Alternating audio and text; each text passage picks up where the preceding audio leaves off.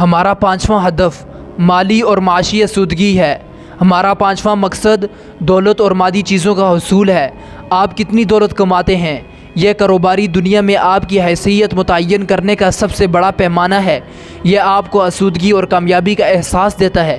یہ آپ کو تحفظ کے احساس کے ساتھ ایک اندرونی سکون بھی دیتا ہے، اور اس کے ساتھ ساتھ یہ آپ کی دوسروں کی زندگی کو بہتر بنانے کی قابلیت میں اضافہ کرتا ہے۔ یہ ہدف پہلے 4 اہداف پر انحصار کرتا ہے۔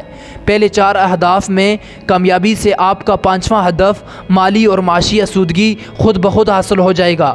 اس لیے ہمیں اپنی توجہ پیسے کمانے پر نہیں رکھنی، بلکہ ہمیں صرف پہلے 4 اہداف کا حصول ممکن بنانا ہے، جس کے نتیجے میں دولت خود بخود آپ کے پاس ہوگی۔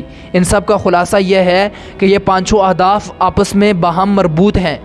ہم اگلی ویڈیو میں سیکھیں گے کہ یہ سب کس طرح ہم آہنگ ہو کر آپ کی زندگی کو کامیابی سے ہمکنار کرتے ہیں۔ لوگ زندگی میں کامیابی کو الگ الگ معیار پر پرکھتے ہیں، لیکن ان 5 اہداف کا حصول آپ کو، مجھ کو، ہم سب کو حقیقی کامیابی کا احساس دلائے گا۔